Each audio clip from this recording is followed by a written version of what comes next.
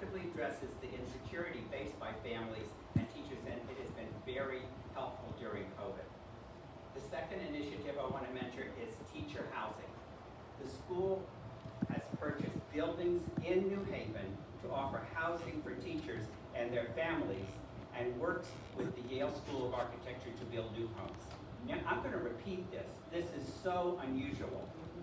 The school has purchased buildings in New Haven to offer housing for teachers, because otherwise they're sometimes challenged with housing, or they have difficulty on an early childhood salary paying for housing. I don't even have time to tell you about their food equity program and their literacy access program. So those are the kind of things that are going on in her friend's school.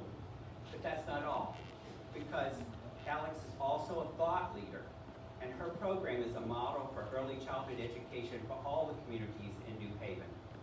Her goal is to strengthen her community by creating opportunities for all children in her city to have access to high quality early childhood education, and improve the education and credentialing of teachers, not just in her school, but throughout New Haven. That sounds like a big goal, so how does she do it?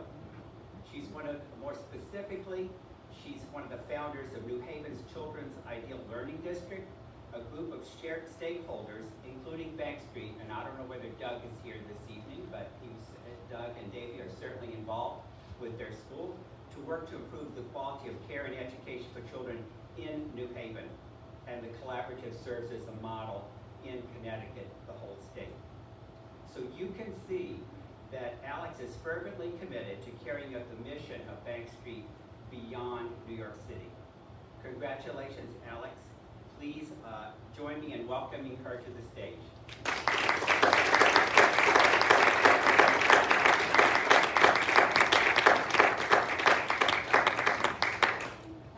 I'll read this. It says, Fasca Recognition Award, Siobhan, class of 94, for outstanding accomplishments in the field of education.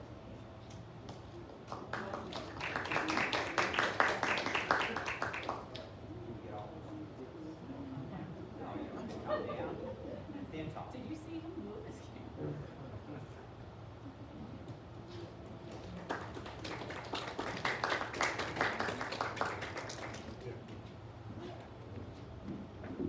Thank you, Jim.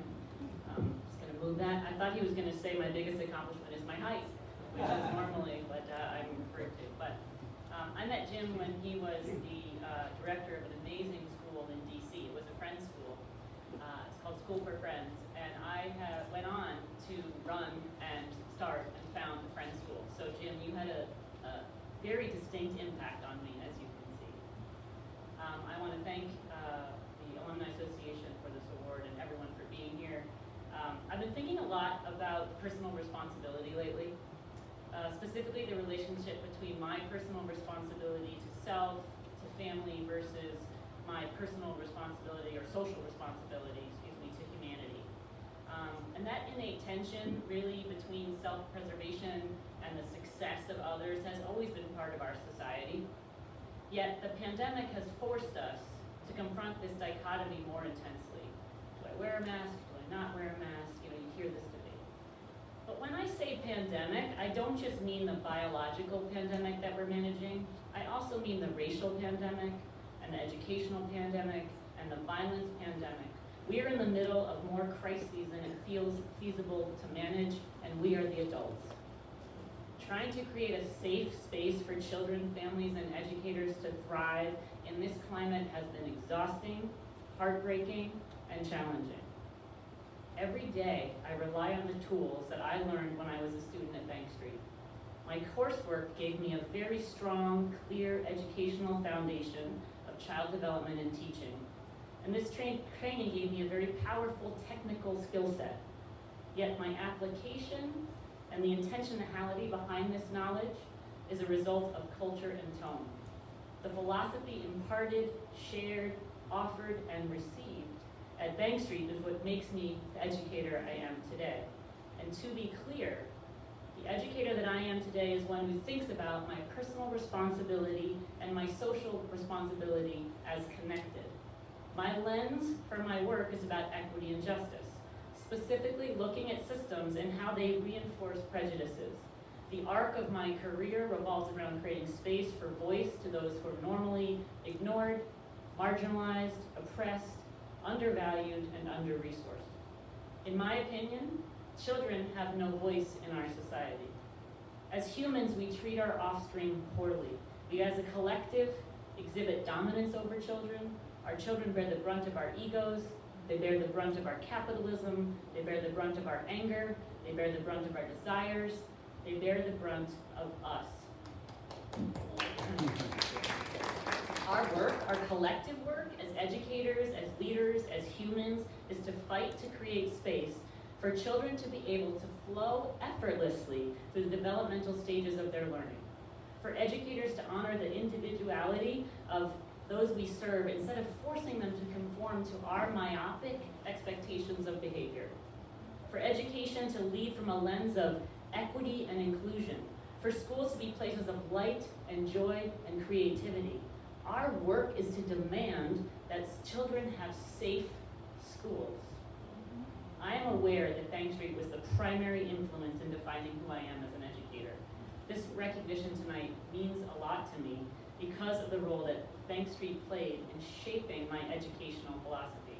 I see the world the way that I do, and I have dedicated my life to creating the ideal learning environments for children, educators, and families to thrive because of the Bank Street experience. And I feel immense gratitude. I thank you for my education. Thank you for my internship placement, which was at Manhattan Country School. Thank you to my professors.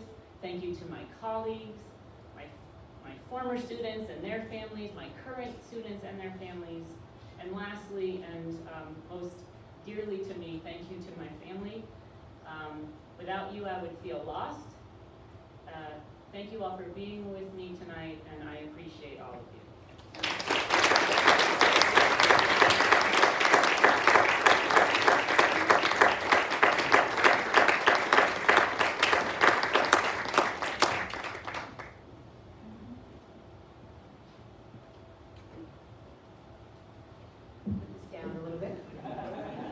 Hello, everybody. My name is Margaret Ryan. I'm the Vice President of Fasca's Advisory Board. I have the privilege of presenting the Recognition Award to Cynthia Turnquest Jones for her work exemplifying the spirit and philosophy of Bank Street College, whereby which this award is presented annually to one or more Bank Street graduates honoring outstanding career accomplishments in the field of education, exemplifying the spirit and philosophy of Bank Street College. We recognize Cynthia Turnquest Jones for her work as the founder of the Brown Urban Mother Partners, Inc., aka The Bump, a volunteer service organization that provides support and heart-to-heart occasions for females in communities and families who suffer from tragedy of their loved ones being harmed or murdered. Also, Cynthia has programmed the Bronx Girls Rock, Literacy Night, Parents as Partners, pep rallies, grab and read, and traveling museums events. And she has created spaces where educational teams sit side by side with parents and students, guiding them and communicating with them on important community-based issues. Cynthia graduated in 2009 from the Bank Street Leadership for Educational Change program. She has joined forces with the law enforcement community of Mount Vernon, New York, to donate books for young readers and continues to be an advocate of educating girls to give them more opportunities for gaining skills, knowledge, and the confidence to break cycles of poverty. Congratulations, Cynthia, on receiving your Fasca Recognition Award for the work you have done and the model you continue to be for the community-based advocacy and education.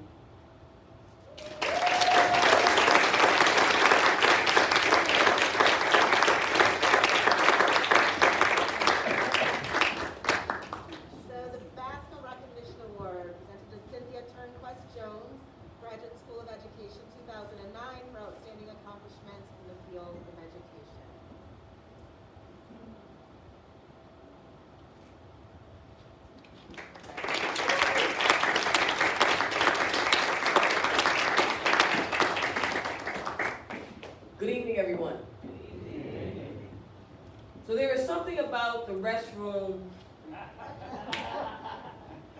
located in the library here at Bank Street College that will make you intentionally visit over and over and over again.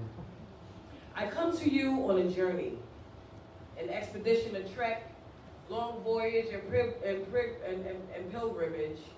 My voyage from the time of me being a part of Bank Street College has been an incredible experience with me graduating in 2009. I went from being a literacy coach, dean of climate and culture, and what I thought was the biggest league, assistant principal, until 2015 when the administrator was removed and Bank Street College angels sat and started whispering in my ear. You see, once you graduate from Bank Street College of Education, you leave with this little angel that sits on your shoulder, whispering knowledge and reminders. The whisper was, when the new administrative team walks in the building, the odds of you remaining is slim to none. So my position was in jeopardy because Bank Street thus far has never let me down. I was on watch. During my expedition, Bank Street professors reminded us as leaders to intentionally be a part of social change. Building young learners about social justice should be infused in a system they call education. My student Ramali Graham was murdered by NYPD in 2012, and my godson, Kason O'Shane Kane, was murdered on the streets of Mount Vernon. Both mothers asked me to sit at the table and speak for them. They were defenseless, and the candle was burning on both sides. Police criminality and community criminality plague our black communities. The Bank Street whisper again. Building students and their parents to stand for themselves is the ultimate social justice. I started to build. Together we shut down the Brooklyn Bridge. I used to call my father and I would call my mother to let them know what I was doing before I was going to do it. And I would get different kind of responses like, hey, Pops, I'm getting ready to shut down the Brooklyn Bridge. He said, okay, that's good. Then he would continue on to say that interrupting the almighty dollar will wake people up. He would pass the phone to my mom, who I called Cakes, and I would say, I'm getting ready to shut down the Brooklyn Bridge. Her reply was, do you have on socks and are you wearing a hat, Annie? It's cold outside. I started the Brown Over Mother Partners, incorporated in 2013 an organization for traumatic mothers in our communities because our communities feel as though that get over it and keep it pushing. Becoming a vagabond in the New York City Department of Education for 3 years was the best trek ever. They moved me from school to school. I was like a DJ going to the club, but instead of playing music, I read stories and mastered lessons about black children's literature, black history, and social justice. But the feeling was rough. I was disenchanted with education. I started looking for positions to become a private house manager. See, I figured that I would set up schedules for rich, right people and run the house like a sophisticated Mrs. Butterworth with a suit on, pearls around my neck, playing hip-hop music while driving them around in New York City like Miss Daisy. I started to change my resume and research this career. I was qualified for at least $100,000. During this time, I was called to the lawyer's office countless times and interviewed by various newspapers because my student Matthew McCray was murdered while attending school. They automatically placed me on the blacklist, but I was already a vagabond. I saw an invitation because you see, Bank Street College continues to whisper to you once you leave. You continually get emails over and over again. Here's an email, May 2017. Congressman John Lewis was being honored at the graduation. I sat in awe. I walked from Harlem to the church and I sat alone with my Bank Street College angel whispering and pointing out my next moves. Then I started to attend the Tar Beach reunion parties by myself on a mission. I noticed that the majority of the individuals that were being honored, they didn't stay in the New York City Department of Education. I was then exposed to Samaritans of Bank Street alumni. During this expedition and listening to the whispers, I started Let Girls Learn in 2017 from Mount Vernon to Queens, as far as villages like Punta Gorda, Ladyville, and Key Corker in Belize, Central America. Our black and brown girls were and are currently the casualties of media malpractice. Media plays this wicked role of making sure that our young black girls are exposed to being ignorant at an alarming rate. Media pushes the needle of painting the picture of black women as junk, single, fatherless, and riffraff.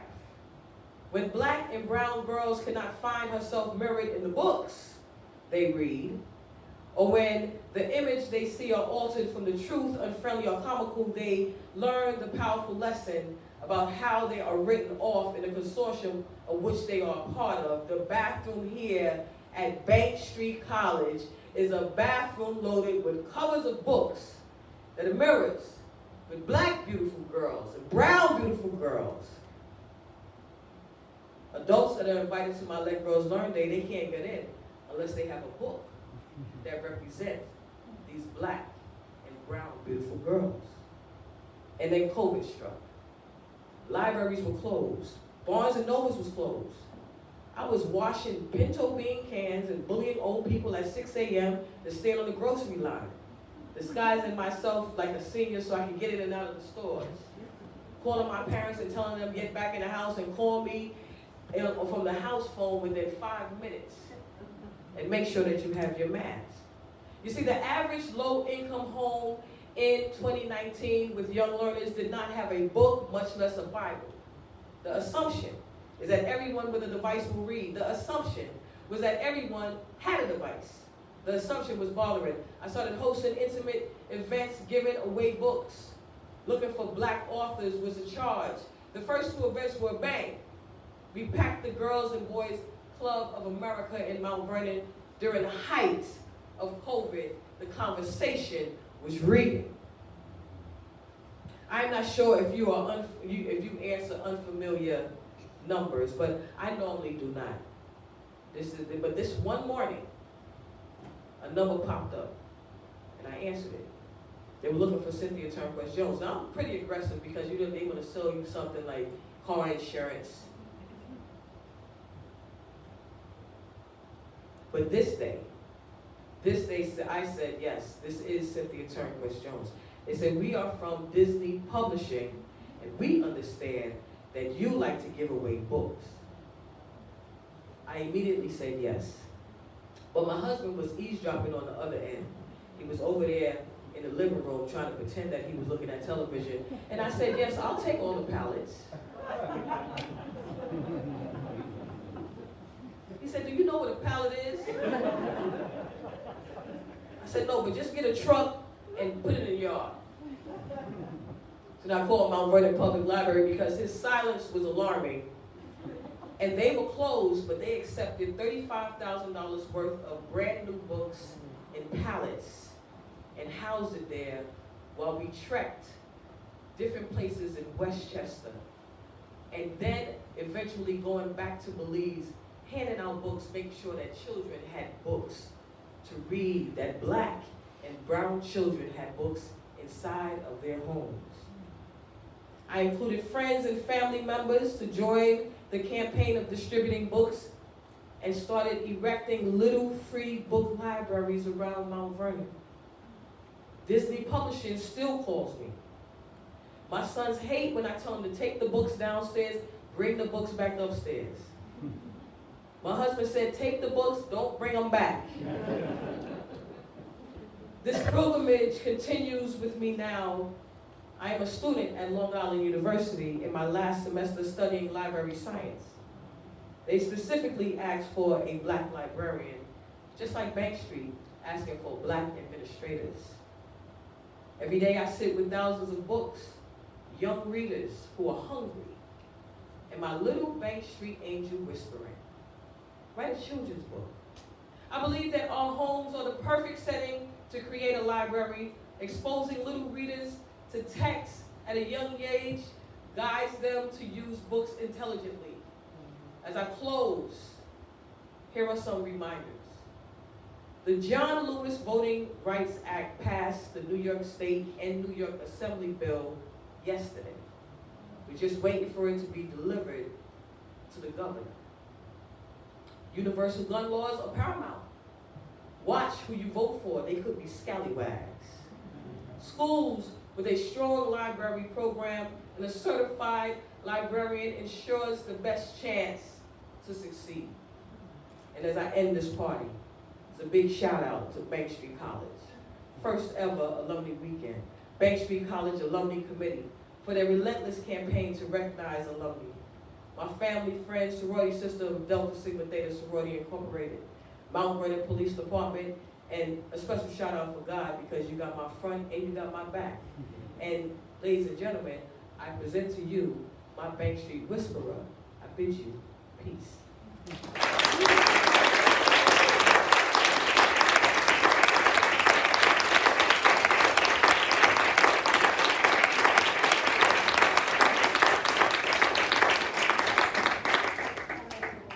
Whew, okay, that's a tough act to follow. Wow, that really resonated with me. Thank you so much, Cynthia. And I'm just so happy to stand up here and introduce our next inspiring award recipient. My name is Becky Scuderi, and I'm secretary of the Fasca Advisory Board. And it is my honor to present the Fasca Recent Graduate Award to Siobhan Fraser.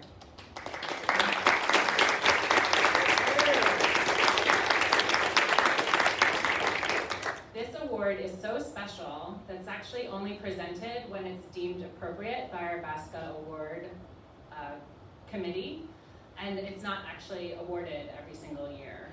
It goes to a recent Bank Street graduate within the last 5 years of their graduation for their outstanding contribution to the field of education. Siobhan Fraser is that special recipient from the Bank Street class of 2012 and 2017 tonight. Siobhan holds both early childhood special education as well as early childhood leadership degrees from Bank Street, and she is an early childhood educator in Brownsville, Brooklyn at PS 184, the Newport School. I actually learned from Siobhan as well that we both worked at Bank Street, and she had spent time down the hall at the School for Children. So that was a great connection with you this evening, Siobhan. Siobhan has spent the past 4 years teaching kindergarten, and prior to that, she taught pre-kindergarten in Brownsville for 5 years. She was featured on the cover of Teaching Young Children magazine in 2014 by the National Association for the Education of Young Children. Siobhan recently represented her fellow early childhood educators and Department of Education colleagues at the UFT Listen Up panel, where she was chosen to be one of 8 educators on the panel of over 500 applicants to discuss and examine class size, curriculum, and developmentally appropriate practice. Siobhan has also been an adjunct lecturer at the CUNY School of Professional Studies for the Child Development Associate Program since fall of 2017. She has also dedicated the beginning of the past 8 summers to coaching new early childhood educators with her expertise through the Teach for America program. Please join me in congratulating Siobhan Fraser, the recipient of the Fasca Recent Graduate Award. Congratulations.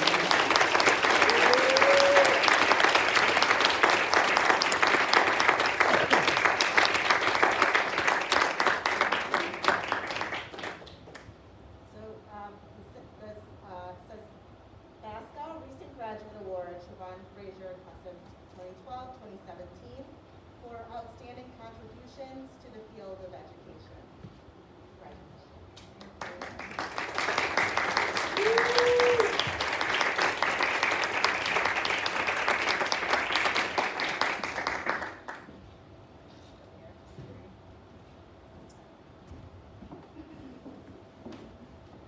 Good evening, everyone.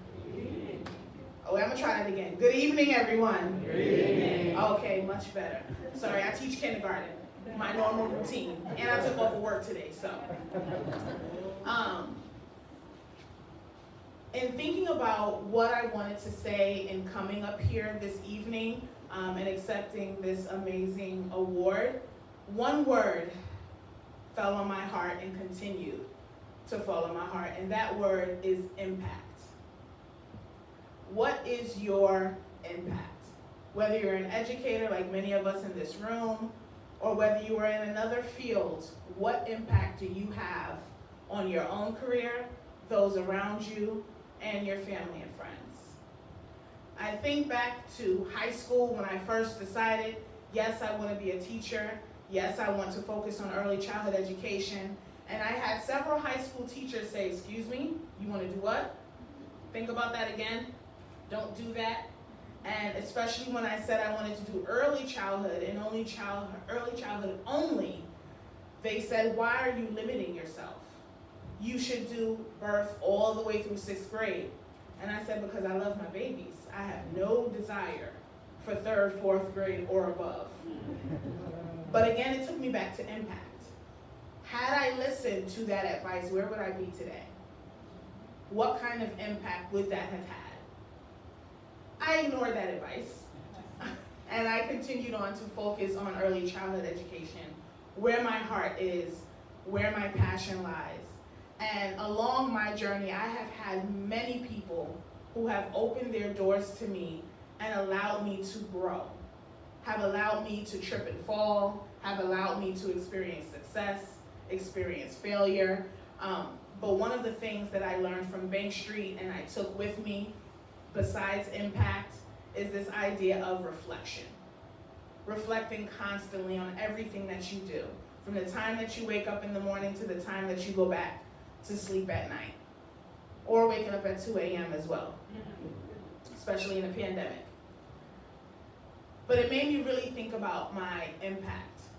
Do I only want to impact my classroom, the 15, 20, 25 children in front of me daily, or do I want to have a larger impact? And I decided I wanted to have a larger impact. Also because my passion isn't only for my young children, but it's also to give the gift to fellow educators that educators have given me. Opening up that classroom door and allowing me to try things, providing me with amazing advice, even recommending Bank Street. When I was in undergrad, I was on part of the telephone program where I called alumni asking for money, for scholarships. And one alumni at Oneonta asked me, what are you doing after graduation? And I said, oh, grad school. And they said, well, for what? And I said, well, special ed. I won't be limiting myself anymore if I did special ed. And she said, you should look into Bank Street. And I said, is that a school on Bank Street? Like, what is Bank Street? I wrote it down in the margin of one of my notes, and for some reason, I had to keep going back to that page. Impact. A simple conversation, a simple question led me here. And apparently, I loved it so much, I came back twice. And so, again, I think about my impact. Yes, I'm an adjunct instructor. I love working with my students and imparting my passion. I love coaching, something else that was given to me as a gift. I had amazing coaches, one of which helped to nominate me for this award this evening, Laura Ensler. She could not be here this evening, but she hired me to work as the first pre-K teacher at First Step NYC, the first of its kind in Brownsville, Brooklyn, where my brother and I grew up, an early childhood center focusing on children birthed through 5 years old, held within a public school. First of its kind in New York City, and I'm the founding 4-year-old teacher. She believed. She helped to make an impact.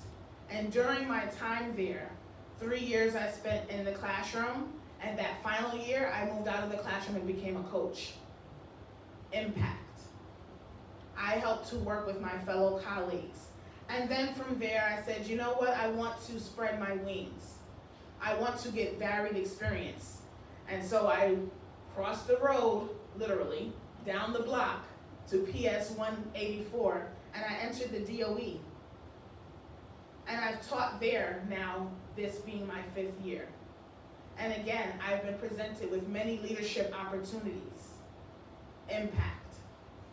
You'll see in my bio, yes, I sat on a panel in front of state legislators, in front of our new school chancellor, in front of the governor, and we talked about education, class size, developmentally appropriate practice, which seems in a lot of ways to be going further and further away as we think more and more about kindergarten and how it does not look like kindergarten anymore.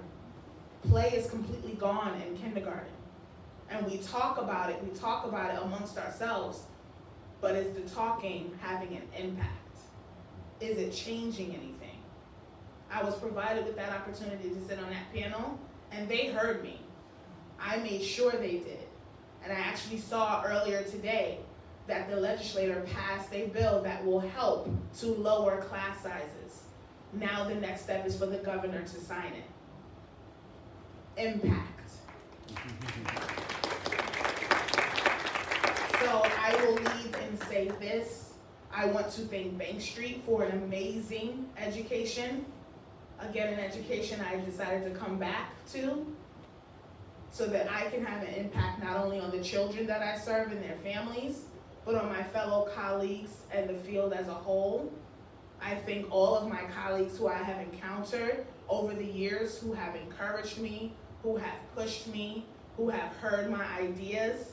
I think of my friends, my little big brother there.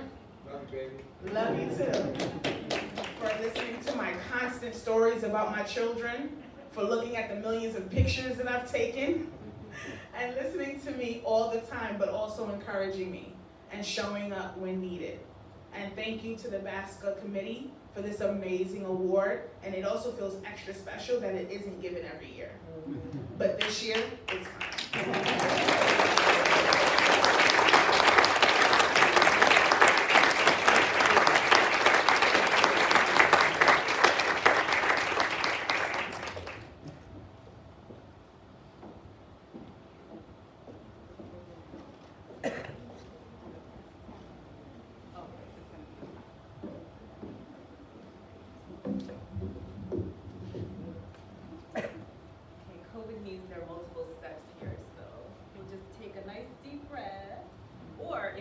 Stretch your bodies. I encourage you to do that too, because you've been sitting for a while, listening to these amazing speakers and awardees.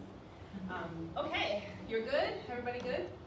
So my name is Takima Bunch-Smith, and I have a lot of relationships with Bank Street, but for tonight I am an alumni of the graduate school, 1997, like I might be the oldest alum maybe right now, in the 90s, you know? Okay, right. Thank you. You and me. And I'm also the outgoing executive director for the Center on Culture, Race, and Equity at the college. And so today I'm here to present the V Carp Award to Zipporah Zip Mills. I'm just going to tell you what that award is about. The BSCAA Carp Award is presented when appropriate, not necessarily every year, to a graduate or non-graduate, such as a faculty member or friend of the college, to honor consistent and outstanding dedication to Bank Street College, its philosophy, and its long-term goals. And so what's amazing is that Zip came to Bank Street College, to CCRE, as we affectionately call ourselves, in 2018, but she spent her entire career literally espousing the ideals that Bank Street does. So this was spirit-led for her to come back here and end her career here. And I'm so excited to share with you a little bit about her impact. And so I'm going to do things a little bit differently. For those who might not be aware, this award is being given posthumously. And so now I have my tech issues that I knew was going to happen, but just work with me.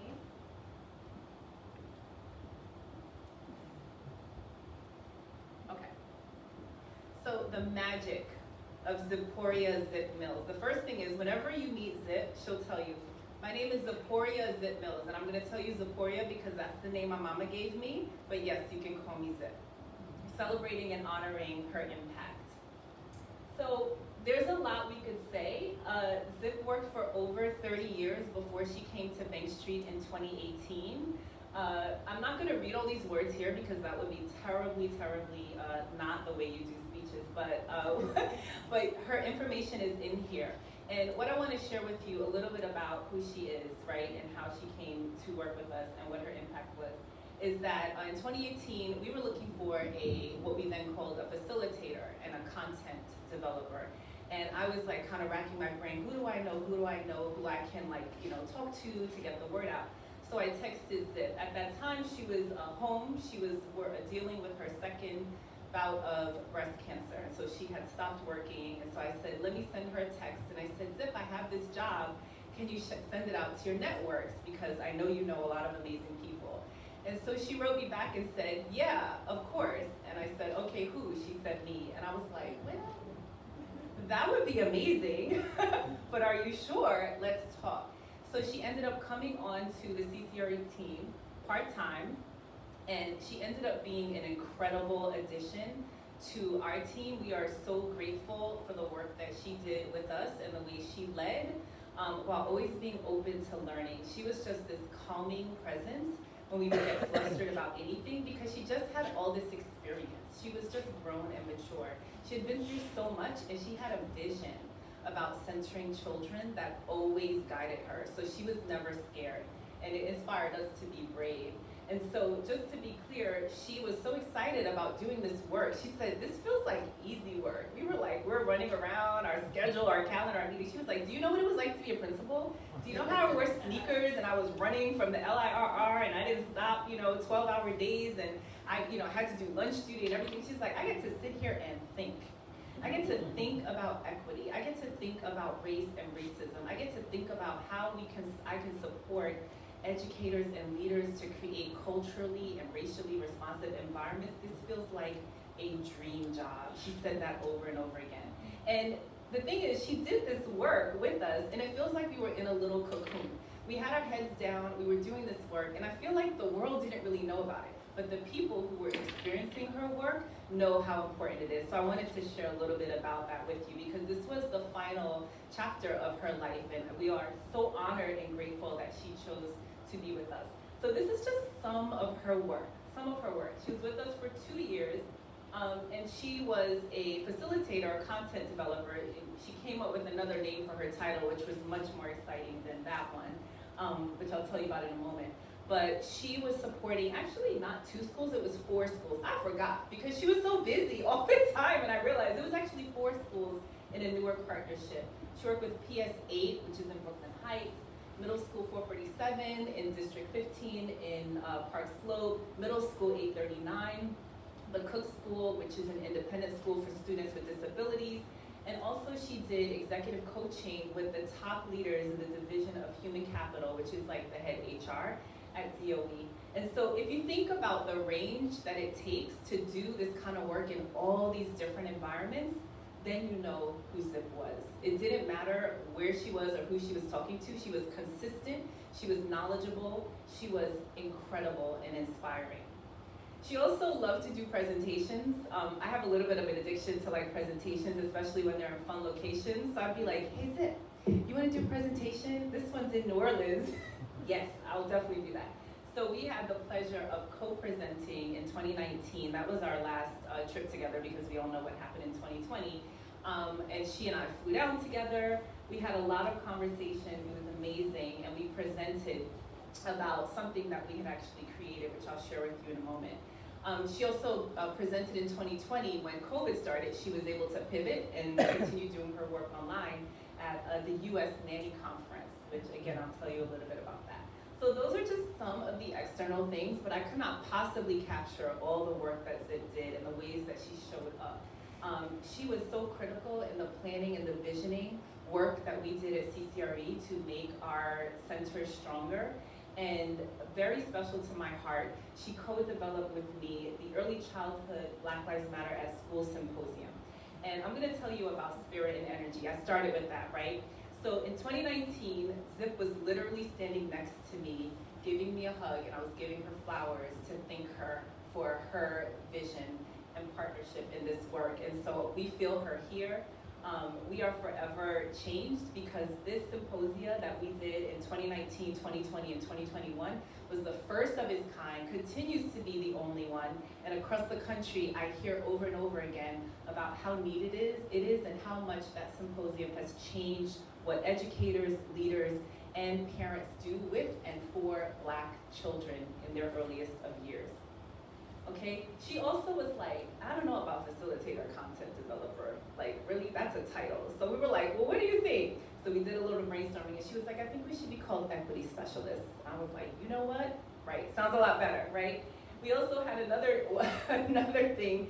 We did, basically it'd be like a landscape analysis when we would go into schools, and we had a very unexciting name for it. And she was like, this is really a snapshot, right? We're gonna help people understand what's happening in their school environments. We're gonna do interviews, we're gonna collect data, but we don't know everything 1000%. It's a little snapshot. So what if we called it an equity snapshot? And so this became a part of our understanding, our branding, our communication to schools, which made them decide to partner with us. So we're really, really grateful. Again, this is just a little bit. I would be here forever if I was going on and on. So she and I were invited to do a keynote on election day in 2018 for the Progressive Education Network. So you see that theme that I'm saying, like she was already doing progressive before she got to Bank Street. And so we had a great conversation because she and I share a lot of similar things, both being born and raised in East New York, Brooklyn, both teaching Black children in the beginning of our careers and really understanding the importance of developing a positive racial and cultural identity for Black children, and both thinking about progressive education and what is the place of Black and brown children in progressive education, which previously it was difficult to find our place. So we made the place, we found the place for our children, and I think expanded the field. And so again, I'm not gonna read all of these things, but these are just a few of the comments that the educators and leaders in the room said about that, right? And so this idea that Zip was brave in a room full of predominantly white people to say, I want to talk to you about whiteness and what we need to do and what you need to do. And here's some resources and here's some things to think about. Because if you don't, our children will continue suffering, right? And so she did that, and clearly it resonated for folks. People talked about, you know, my name's up there, but it was really Zip, right? People were like, Zip is a principal. She really knows what she's talking about. So being real, reflective, inclusive, warm, challenging, and really feeling that deep commitment to justice and equity.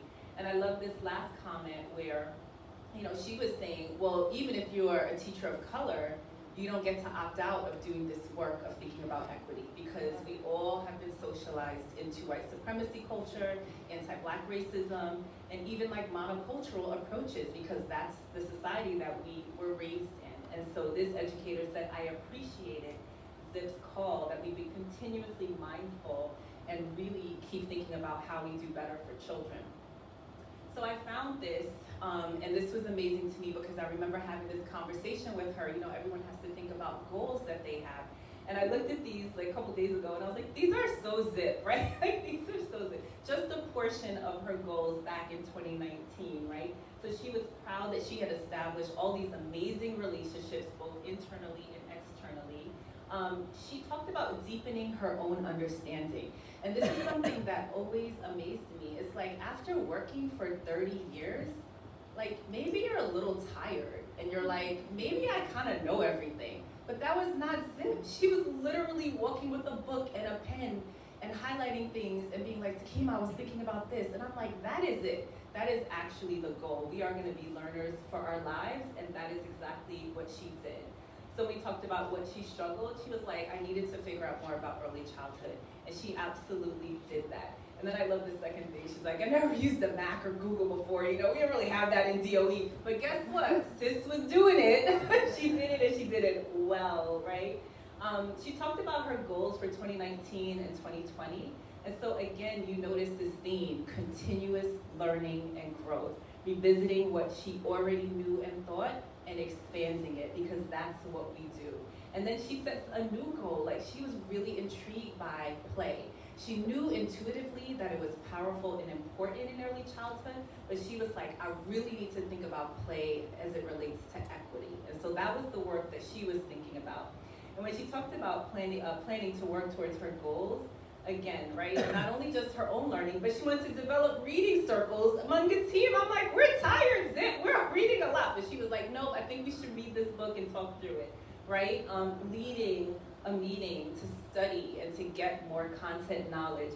And then look at number 3, meditation, diet, exercise, and working realistic hours. This was a goal that she constantly worked towards. And I remember that she met it to the key. I remember when y'all did the whole 30 and she did the couch to 5K.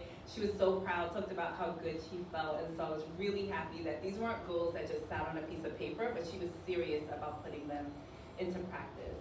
And recognizing that if she achieves her goals, she's bringing her best self to the team, to the work, but also to the team. That was it. Always thinking about herself and the collective.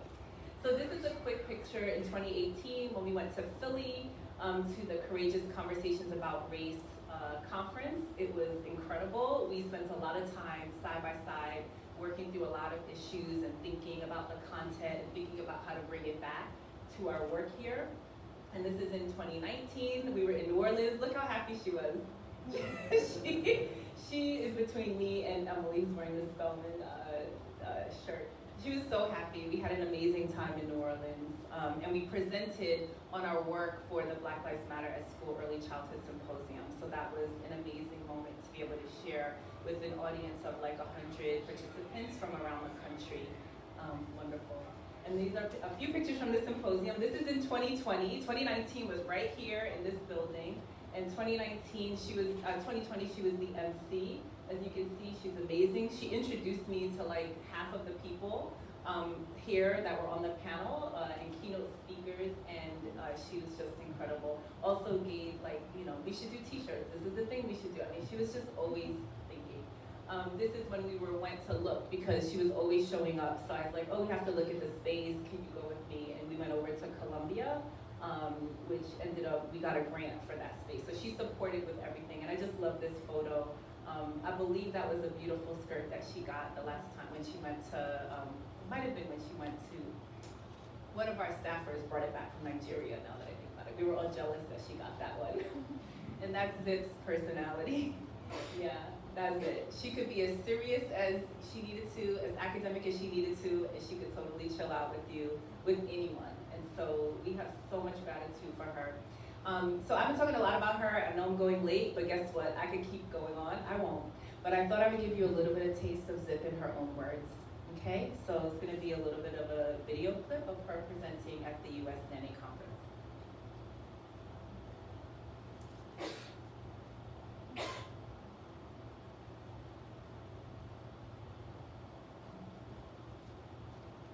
And the last is relational, acting. Your hands and feet is what we call it, right? And so there are some of us who are like, they quickly move from the intellectual to the what am I going to do?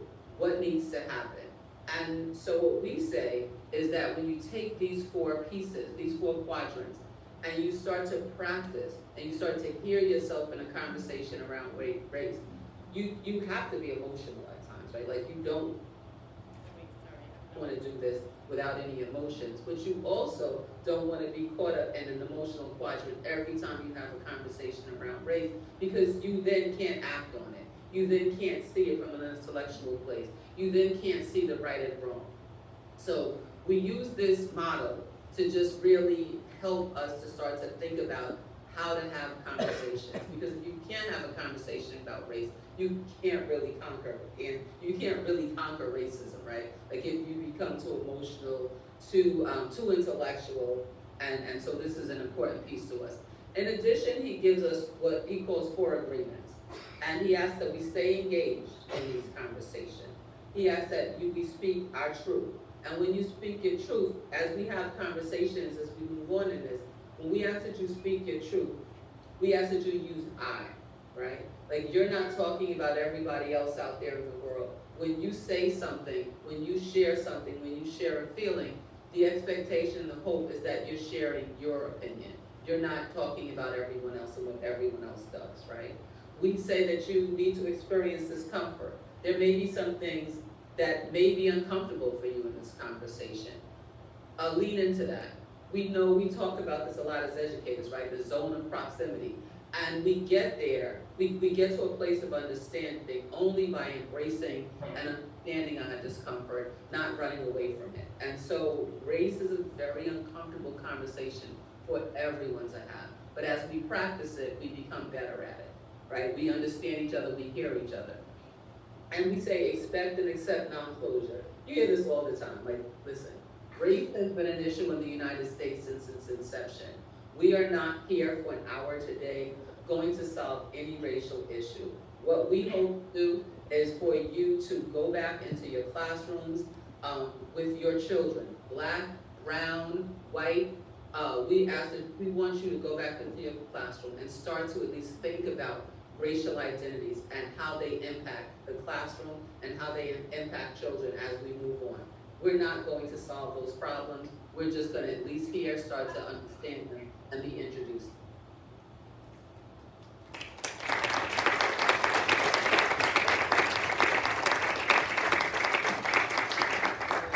And the last is relational acting. This was just a small clip of her. If folks could unmute, just hop right in, get our voices in here. Maymouna and I don't want to only hear ourselves. We just wanted to share her laugh because we smile so much when we think about her. We are so grateful for Zip's impact. Hold on. I knew that was going to happen. I told the tech people. If folks could unmute, just hop right in, get our voices in. Sorry. Okay. We're so grateful for Zip's impact and on us and on the children and the communities that she had. And so these are just a couple of words that folks shared about Zip on our team across the college and also some of the partners that we work with. And you could see there are like superlatives, right? Like most people, you're like, oh, they were a good person and that was interesting. They're like, no, she was amazing, undeniable impact, right? Like it's incredible. The last thing that I want to share is just she was a fierce equity warrior. She led through love. She modeled for this person. She modeled for all of us what it meant to love deeply and center the humanity of all children, and particularly for Black children who have been left behind. She really dedicated her career and her life to bringing their full humanity to the forefront. So I'm so grateful and thankful, and like a lot of her family is here right now. Zakia, Jelani, and Jabari, her children can come up and accept this award. We are so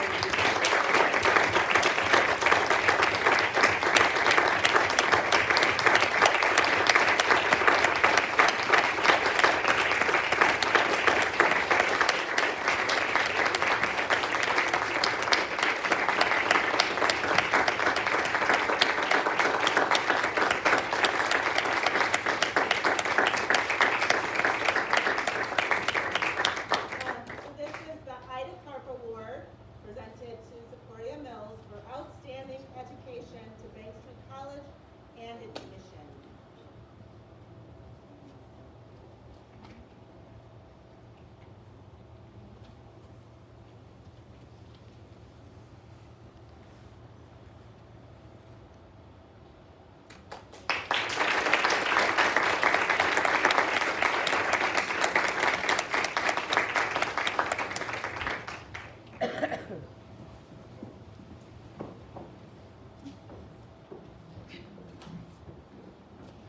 My brothers are trying to leave me here by myself. It's not happening. So, good evening, everyone. It is truly an honor to accept the V Carp Award on behalf of our mother, Sequoia Mills. I would like to thank Takima for her beautiful introduction and Bank Street College Alumni Association for nominating our mother to receive such an honor. Whether you knew my mom personally or professionally, you knew that educational equity was at the heart of her being. She recognized early in her career that the importance of a learning environment would advance the minds of children beyond any limitation. She has always gone above and beyond for the sake of equity, equality, and excellence in education. The stories shared with my family and I since her passing have been incredible.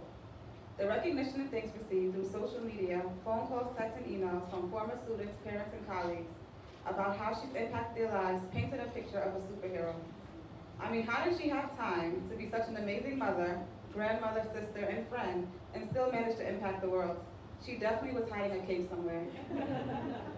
My mom leaves us a legacy to be very proud of, and though we miss her every minute of every day, we continue to be in awe and inspired by this woman daily. And just to add to that, and I didn't have it on here, we reminded that we had a recent accomplishment for her. Her school, PS 261, is now officially changing their names to Zaporia Middle School as of July 1st.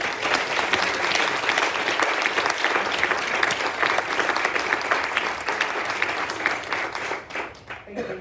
In closing, I would like to share one of my mom's favorite quotes. When the why is clear, the how is easy. As we continue to go into our lives, we must be intentional and understand why we are trying to make the changes we want to make, or accomplish things that we want to accomplish. That understanding will give us the fire to develop creative ways to crush every single one of our goals. This is what I witnessed my mom do throughout her career in education and in her personal life. There was no obstacle too big because she was clear about her whys. Mom, we love you, and we will continue to make you as proud as you make us. Thank you.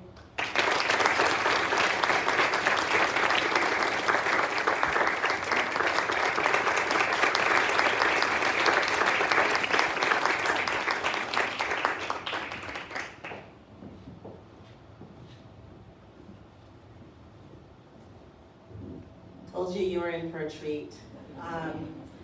I am so humbled by all of our honorees, and in particular, I am the principal. I'm the current principal of PS 261, and I sit in Zip's chair every day. So when Cynthia was talking about angels that sit on your shoulders, Zip sits on my shoulder and whispers in my ear when I can't figure out what to do. So I want to say congratulations again to our honorees, and let's give them just another big applause. Congratulations to Abby Curlin, Siobhan, Cynthia Turnquest Jones, Siobhan Fraser, and a big shout out to Zip and his family. So at this point in the evening, we will head upstairs to Tar Beach to have a reception. But before we head up there to just meet each other and mingle in a more casual way, I want to highlight some events that are coming up tomorrow. So tomorrow at 2, we have a Bank Street alumni panel, and it will be moderated by Shale. And it is an insightful conversation about the role of democracy in education. And then later tomorrow at 4, there are workshops or master classes, and there's still some seats available. And these will be interactive professional development workshops, and the topics are Bank Street Archives, the family child care experience in New York City, Little Self, Big Self, growing up to be the teacher you've become, and STEAM lab workshop. So I encourage you to come out tomorrow and join for more alumni events, and I look forward to talking with everyone upstairs on the Tar Beach play deck. Thank you for coming, and congratulations.